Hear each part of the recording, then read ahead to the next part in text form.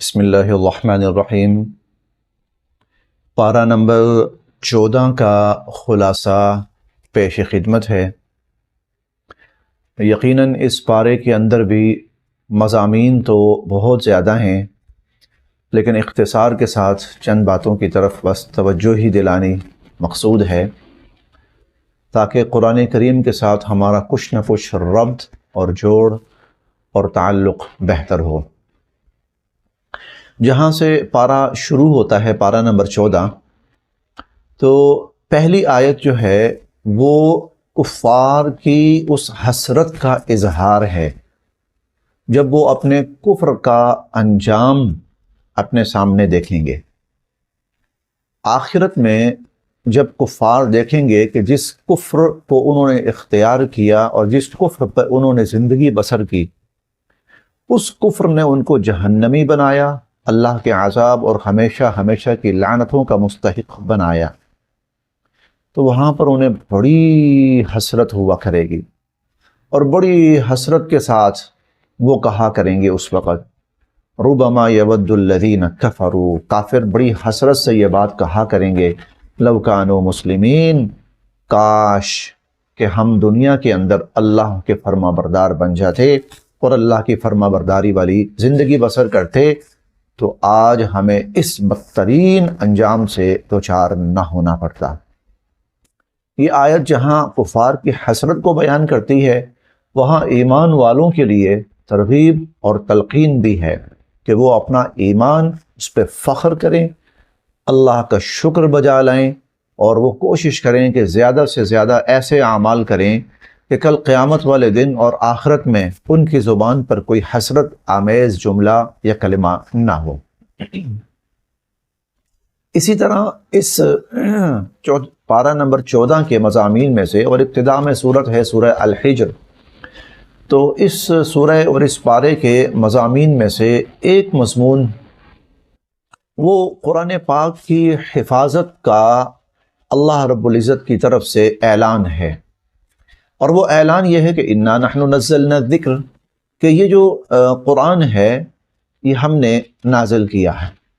یہ نزلنا جو ہے یہ تنزیل سے ہے، باب تفعیل عربی گرامر کے اعتبار سے، اور باب تفعیل کا مطلب ہوتا ہے کہ کسی چیز کو تھوڑا تھوڑا کر کے نازل کرنا۔ اسی لیے جہاں پر بھی آتا ہے نا نزلنا القرآن یا نزلنا الذکر یا نزلنا الکتاب، یا ایک جگہ آتا ہے وَنَزَّلْنَاهُ تَنزِيلًا، تو اس کا مطلب یہی ہوتا ہے کہ تھوڑا تھوڑا کر کے نازل کرنا، اور یہ صرف اور صرف قرآن کریم کی خاصیت ہے۔ بقیہ تمام کی تمام کتب اجتماعی طور پر اور ایک ہی دفعہ میں اتاری گئی ہیں، وہ تھوڑی تھوڑی کر کے نازل نہیں ہوئی۔ تو اللہ تعالیٰ فرماتے ہیں کہ یہ جو کتاب ہے، ذکر ہے، یہ نازل ہم نے کیا ہے، وَإِنَّا لَهُ لَحَافِظُونَ، اور دوسری بڑی بات کہ اب قیامت تک کے لیے اس کی حفاظت کا ذمہ بھی ہم خود لے رہے ہیں، کیونکہ قیامت تک اب کوئی کتاب اور تو آنی نہیں ہے، نبی نہیں آئے گا، نبی نہیں آئے گا تو کتاب نہیں آئے گی، لہذا اسی کتاب نے قیامت تک کے لیے رہنا ہے، تو اب یہ محفوظ رہے تاکہ قیامت تک آنے والے لوگوں کو رہنمائی مل سکے، ہدایت مل سکے، تو اللہ تعالیٰ نے اس کی حفاظت کا ذمہ خود لے لیا۔ چنانچہ آج تک کی جو تاریخ بتا رہی ہے 1450 سال بیت چکے ہیں، تو 1450 سال کے گزر جانے کے باوجود الحمدللہ اللہ کا قرآن جس طرح نازل ہوا تھا بالکل اسی طرح دنیا کے اندر موجود ہے، اور نہ صرف یہ کہ موجود ہے بلکہ انشاءاللہ قیامت تک یہ قرآن اسی طرح محفوظ اور موجود رہے گا۔ حالانکہ بڑے مشکل وقت آئے، بہت بڑی بڑی کوششیں ہوئیں اس پر کہ اس قرآن کریم کو دنیا سے ناپید کر دیا جائے، ختم کر دیا جائے، یا اس قرآن کریم کو تبدیل کر دیا جائے۔ اللہ رب العزت نے نہ تو اس کے ایک حرف کو تبدیل ہونے دیا آج تک، اور نہ ہی اس کو ناپید اور ختم ہونے دیا۔ یہ آج بھی موجود ہے، قیامت کی صبح تک موجود رہے گا، بلکہ قیامت کے بعد آخرت اور جنت کے اندر بھی موجود رہے گا۔ اس پارے کے مضامین میں سے سورہ النحل ہے، تو اس سورہ النحل کے اندر جو اللہ تعالیٰ نے مضامین بیان فرمائے ہیں، ان میں سے ایک مضمون وہ مومن اور کافر کی جان نکلنے کی جو کیفیت اور منظر ہے اللہ رب العزت نے وہ بیان فرمایا۔ چنانچہ پہلے بیان فرمایا کفار کی جان نکلنے کا منظر، کہ جب فرشتے ان کی جان نکالتے ہیں تو ان کا کیا حال ہوتا ہے، ان پہ کیا بیتتی ہے۔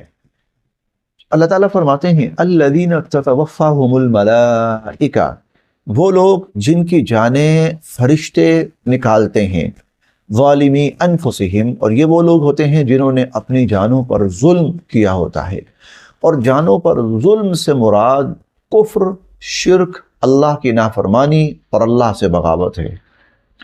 اب یہ لوگ جب فرشتے ان کی جان نکالتے ہیں فَأَلْقَوُا السَّلَمَ، تو وہ فوراً اس وقت سب کچھ سامنے آ جاتا ہے۔ جب فرشتے جان نکالنے آتے ہیں تو سب کچھ سامنے آ جاتا ہے کہ یہ انسان اس کو کرنا کیا تھا اور یہ کر کیا رہا تھا۔ چنانچہ حضور صلی اللہ علیہ وسلم کی ایک حدیث مبارکہ ہے، اس کو سامنے رکھ لیا جائے تو یہ منظر اور واضح ہوتا ہے۔ حضور علیہ الصلوۃ والسلام فرماتے ہیں کہ جب جان نکالی جاتی ہے کسی کافر کی تو پہلے اس کا انجام دکھایا جاتا ہے اور اس کو جنت دکھائی جاتی ہے۔ اگر تو فرما بردار ہوتا اور تو نیک ہوتا اور اللہ کا اطاعت گزار ہوتا، ایمان والا ہوتا، نیک اعمال والا ہوتا، تو تیرا انجام یہ تھا۔ اور پھر اس کا انجام دکھایا جاتا ہے کہ تو چونکہ کافر تھا، مشرک تھا، اللہ کا نافرمان تھا، باغی تھا، لہذا اب تیرا انجام ہے۔ جب وہ انجام ان کو دکھایا جاتا ہے تو فَأَلْقَوُا السَّلَمَ، تو وہ فوراً کہتے ہیں نہیں یا اللہ ہم تو آپ کے فرما بردار ہیں، یا اللہ ہم آپ کے فرما بردار ہیں، مَا كُنَّا نَعْمَلُ مِن سُوءٍ، اللہ ہم نے کوئی غلط کام نہیں کیا، اللہ ہم نے کوئی برائی نہیں کی، اللہ ہم نے آپ کی کوئی نافرمانی نہیں کی۔ اپنا برا انجام دیکھ کر وہ اللہ کے سامنے اطاعت اور فرما برداری پیش کرنے لگتے ہیں اور عذر اور معذرتیں کرنے لگتے ہیں، تو اللہ تعالیٰ فرماتے ہیں بلا، کون کہتا ہے کہ تم فرما بردار تھے؟ نہیں، تم نافرمان تھے۔ کون کہتا ہے کہ تم برے کام نہیں کرتے تھے؟ تم برے کام کرتے تھے۔ ان اللہ علیم بما کنتم تعملون، جو کچھ تم کرتے تھے اللہ کو تو سب پتہ تھا۔ فادخلوا ابواب جہنم، چلو اب یہ جہنم کے دروازے کھلے ہوئے ہیں، ان میں داخل ہو جاؤ۔ اور فلبئس مثوى المتکبرین، تو جو تکبر کرنے والے تھے بہت ہی برا ان کا انجام ہے۔ اور متکبر کون ہوتا ہے؟ سب سے بڑا متکبر جو حق کا انکار کرتا ہے۔ سب سے پہلے ابلیس کو کہا گیا، شیطان کو، ابا واستکبر، تکبر کیا، متکبر ہوا۔ کیوں؟ کیا تکبر کیا؟ حق کا انکار کیا، اللہ کا حکم ماننے سے انکار کیا، سب سے بڑا تکبر یہ تھا۔ تو اللہ تعالیٰ اس وقت کفار سے فرماتے ہیں متکبرین کا تو بہت ہی برا انجام ہوتا ہے۔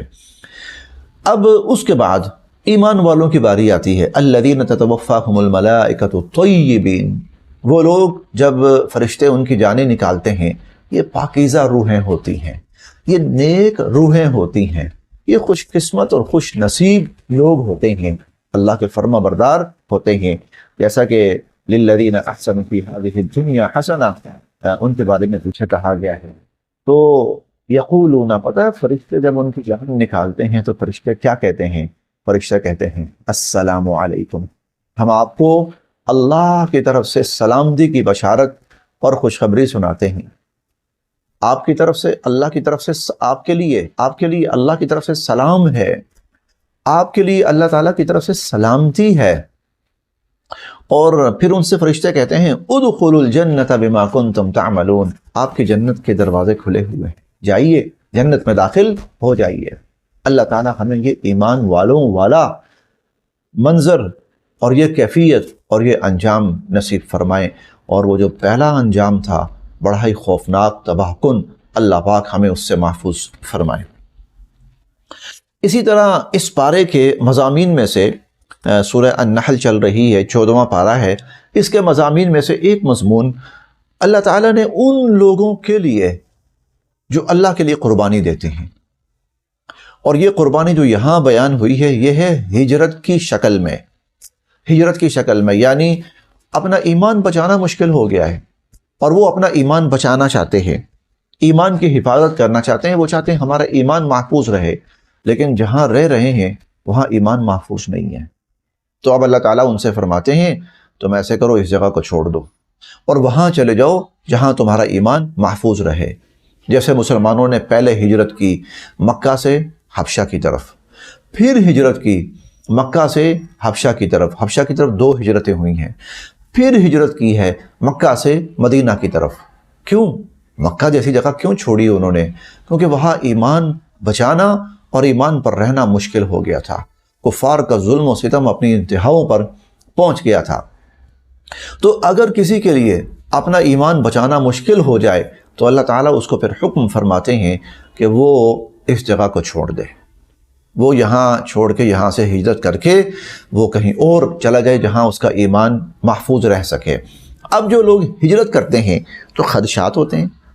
سب سے بڑا خدشہ یہ ہے کہ ہم یہاں ہمارے گھر بار ہیں، ہماری زمینیں ہیں، ہمارے کاروبار ہیں، ہماری ملازمتیں ہیں، ہم بڑے یہاں پر آسودہ ہیں، خوشحال ہیں، یہ سب کچھ چھوڑ چھاڑ کے جہاں ہم آگے جائیں گے تو پتہ نہیں ہمیں کچھ ملتا ہے کہ نہیں ملتا۔ تو اللہ تعالیٰ فرماتے ہیں والذین ہاجروا فی سبیل اللہ من بعد ما ظلموا، کہ جن لوگوں نے ظلم کے بعد کہ ان پر ظلم کیا گیا اس کے بعد انہوں نے ہجرت کی، تو پہلی بات لنبوئنہم فی الدنیا حسنہ، جو دنیا کا نقصان ہوا ہے نا، خسارہ، گھر بار، مال و دولت کی شکل میں، رشتہ داروں کی شکل کے اندر، اور اہل علاقہ کے ساتھ ملا ہوتا ہے انسان، ہر چیز ایڈجسٹ ہوتی ہے، تو اللہ فرماتے ہیں کہ ہم دنیا کے اندر اس سے بہتر ان کو بدلہ دیں گے، دنیا اس سے بہتر دیں گے، اور وَلَأَجْرُ الْآخِرَةِ أَكْبَرُ، اور پھر آخرت کا اجر وہ تو بہت بڑا ہے، اکبر، سب سے بڑا۔ لو کانوا یعلمون، اگر لوگ اس بات کو جان لیں اور سمجھ لیں۔ الذین صبروا علی ربہم یتوکلون، وہ لوگ جو اپنے ایمان پر قائم رہتے ہیں اور اپنے رب پر بھروسہ کرتے ہیں تو اللہ تعالیٰ پھر ان کو اس انعام سے نوازتے ہیں، سرفراز فرماتے ہیں، ان کی دنیا بھی اللہ پہلے سے بہتر کر دیتے ہیں اور آخرت تو بہت ہی بہتر ہے۔ تو جہاں ایمان پر مشکل آئے، انسان کے لیے ایمان مشکل میں پڑے تو پھر اس کے لیے قربانی دینا لازم ہو جاتا ہے، لیکن اللہ اس قربانی کا صلہ دنیا میں بھی دیتے ہیں اور اللہ اس قربانی کا صلہ پھر آخرت میں بھی دیتے ہیں، یہ قرآن کا وعدہ ہے۔ اسی طرح اس پارے کے مضامین میں سے اللہ تعالیٰ ایک عجیب بات ارشاد فرماتے ہیں، اور وہ یہ ہے کہ کائنات کی کوئی چیز ایسی نہیں ہے جو اللہ رب العزت کے حضور سجدہ ریز نہ ہوتی ہو۔ کائنات کی ہر چیز اللہ رب العزت کے حضور سجدہ ریز ہوتی ہے، اللہ کو سجدہ کرتی ہے، کائنات کی ہر چیز، حتیٰ کہ اللہ تعالیٰ فرماتے ہیں اولم یروا الی ما خلق اللہ من شیء یتفیأ ظلالہ عن الیمین والشمائل سجدا للہ وہم داخرون وللہ یسجد ما فی السماوات وما فی الارض من دابۃ والملائکۃ وہم لا یستکبرون، کہ یہ جو صبح کے وقت اور شام کے وقت دائیں اور بائیں چیزیں اپنا سایہ چھوڑتی ہیں، چیزوں کا سایہ ہوتا ہے نا، صبح کے وقت دیکھیں تو بہت لمبا سایہ ہوتا ہے، ایک طرف ہوتا ہے، پھر شام کو دیکھیں تو پھر بہت لمبا سایہ ہوتا ہے، یہ دوسری طرف ہوتا ہے، تو اللہ فرماتے ہیں کہ یہ جو سایہ ہے نا، یہ اصل میں وہ چیزیں اللہ کے حضور سجدہ ریز ہوتی ہیں، یہ ان کا سایہ ہے، اللہ کو سجدہ ہے ان کا اللہ کو۔ اور پھر فرمایا کہ آسمانوں اور زمینوں میں کوئی چیز ایسی نہیں ہے اور کوئی مخلوق ایسی نہیں ہے اور کوئی فرشتہ ایسا نہیں ہے جو اللہ کے حضور سجدہ ریز نہ ہوتا ہو۔ تو یہ اللہ کی عبادت، اللہ کے سامنے جھکنا، اللہ کے سامنے سر بسجود ہونا، اللہ کی بندگی، یہ پوری کائنات کا سب سے بڑا اصول ہے۔ اس لیے انسان کو اس اصول سے روگردانی کی اجازت نہیں دی گئی کہ وہ اللہ کے حضور سر بسجود ہونے سے، سر جھکانے سے اور اللہ کی بندگی سے پیچھے ہٹے اور اعراض کرے، انسان کو اس کی اجازت نہیں دی گئی۔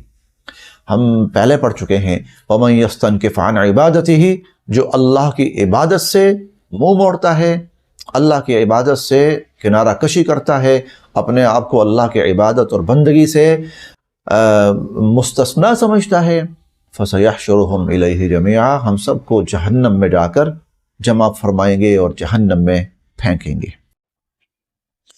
اسی طرح اس سورہ النحل کے اندر اور 14ویں پارے میں اللہ تعالیٰ نے انسانوں کی ایک بہت بڑی گمراہی اور جہالت کا ذکر کیا ہے، اور اصل میں اس گمراہی اور جہالت کی بنیاد ان کا کفر و شرک تھا کہ وہ اپنے کفر و شرک کی بنیاد پر اس گمراہی اور جہالت کا مظاہرہ کرتے تھے۔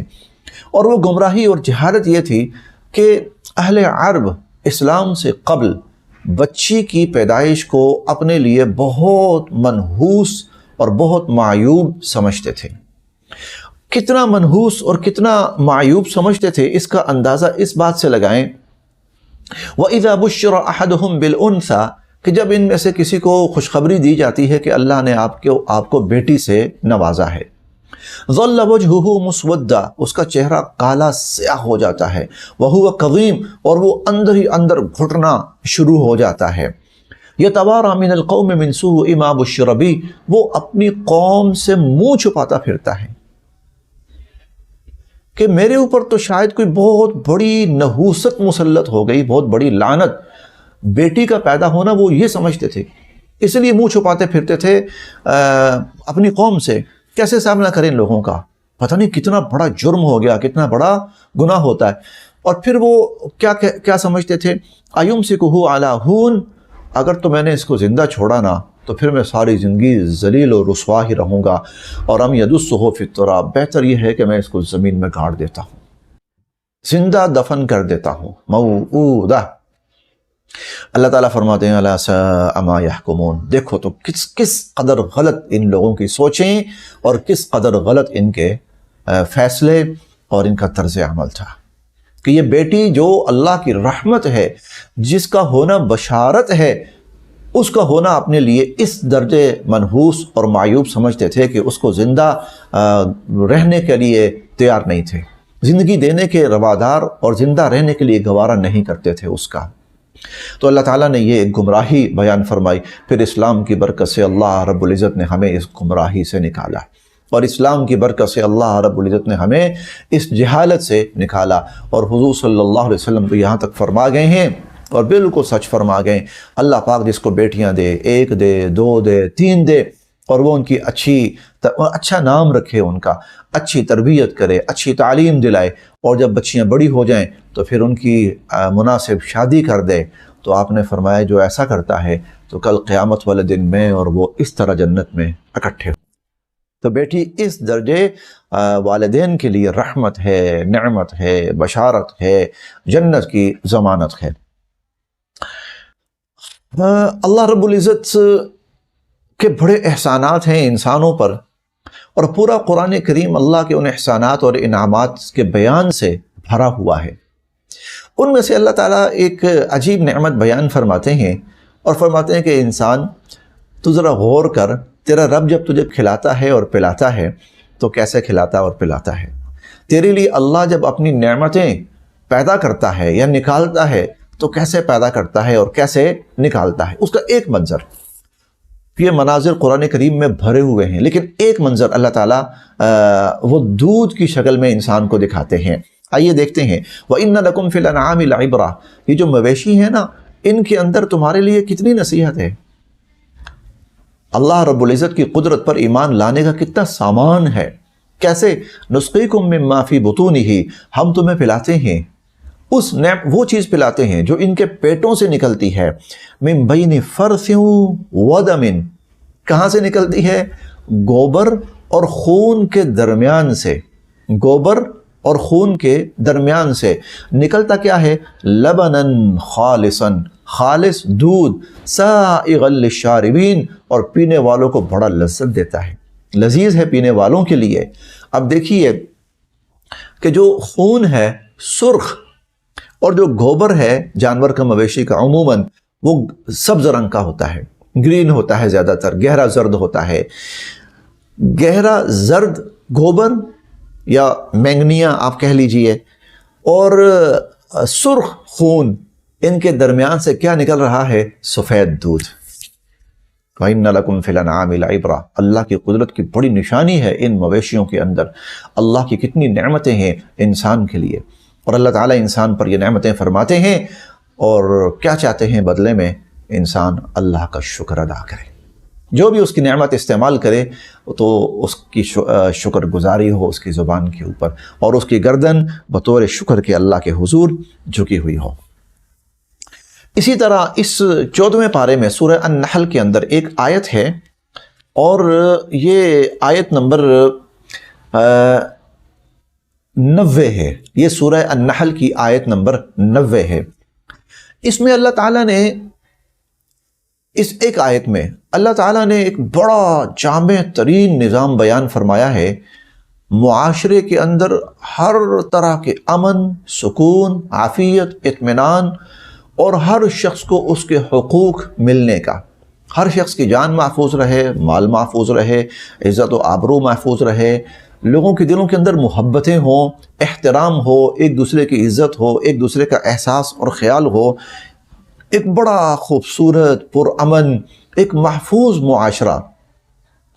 اللہ رب العزت نے اس کے لیے 6 اصول بیان کیے ہیں، 6 اصول، 3 کا حکم دیا ہے، 3 سے منع کیا ہے۔ حکم دیا ہے وہ کیا ہے؟ ان اللہ یأمر بالعدل، اللہ پہلا حکم یہ دیتے ہیں کہ عدل کیا جائے۔ عدل کا مطلب یہ ہے ہر شخص کو اس کا جو حق ہے وہ ملے۔ دوسرا حکم دیتے ہیں والاحسان، کہ صرف جتنا اس کا حق ہے اتنا ہی نہیں، بلکہ کوشش کرو کچھ اضافی کرو، کچھ زیادہ کر دو۔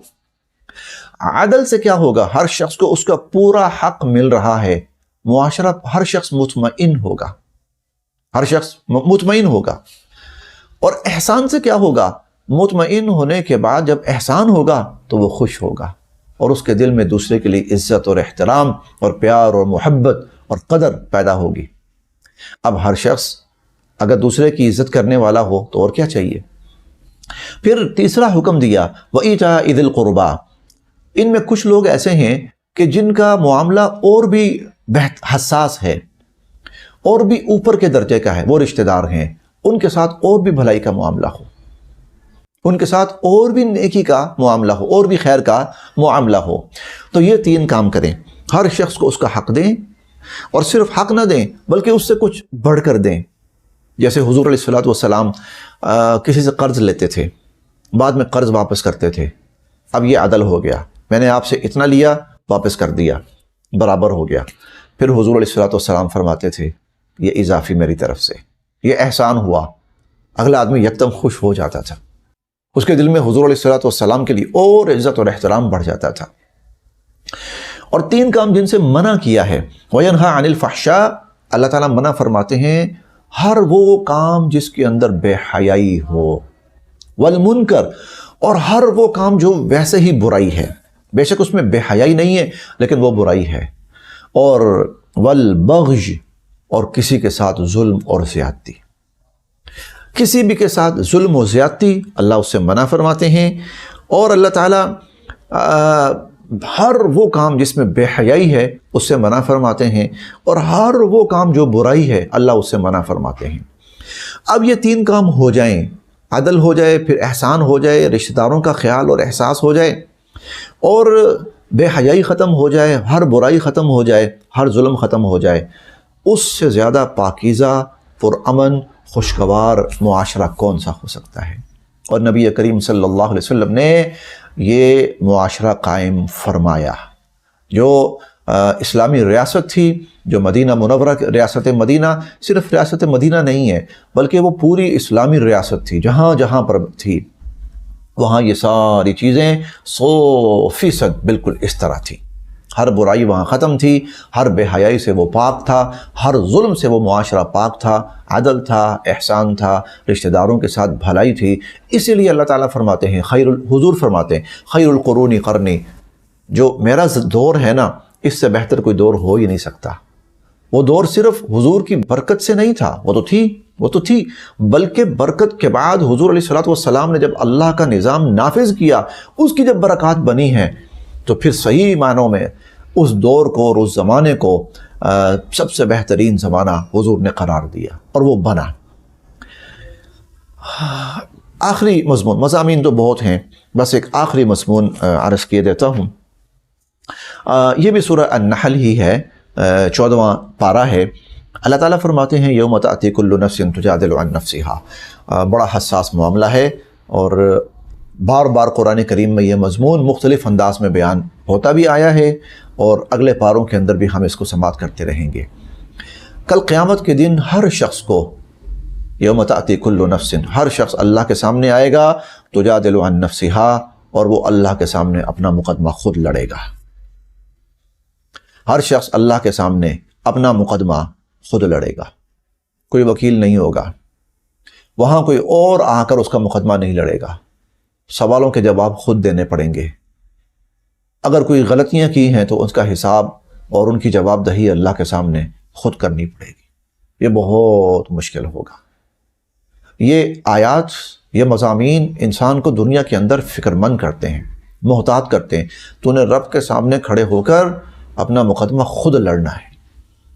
وہ ہے نا لقاء یومکم ھذا، کہ تمہاری پیشی ہونی ہے میرے سامنے، وہ پیشی کا دن ہے، وہ پیشی کا دن ہے، اور ہر شخص نے وہاں پر اپنا مقدمہ اللہ کے حضور خود لڑنا ہے، اپنا معاملہ اللہ کے حضور اس نے خود دیکھنا ہے۔ اور ثم توفیٰ وتوفیٰ کل نفس ما عملت، ہر شخص کو اس کا پورا پورا بدلہ ملے گا، وہم لا یظلمون، کسی کے ساتھ کوئی ظلم و زیادتی نہیں ہوگی۔ اللہ پاک ہمارے لیے وہ جو مرحلہ ہے اس کو آسان فرمائے، اور اس مرحلے کی جو مشکلات ہیں اللہ پاک ان سے ہمیں آسان فرمائے۔ اس لیے حضور علیہ الصلوۃ والسلام نے ایک دعا سکھائی ہے، اور وہ دعا کیا ہے؟ اللہم حاسبنی حسابا یسیرا، اے اللہ میرا آسان حساب لینا، اللہ میرا آسان حساب لینا۔ یہ دعا بھی کرتے رہیں اور اپنے طرز عمل کو بھی بہتر کریں، تاکہ کل قیامت والے دن اللہ کے سامنے ہمارے لیے آسانی ہو۔ اللہ پاک ہم سب کے لیے عمل کی راہیں آسان فرمائے۔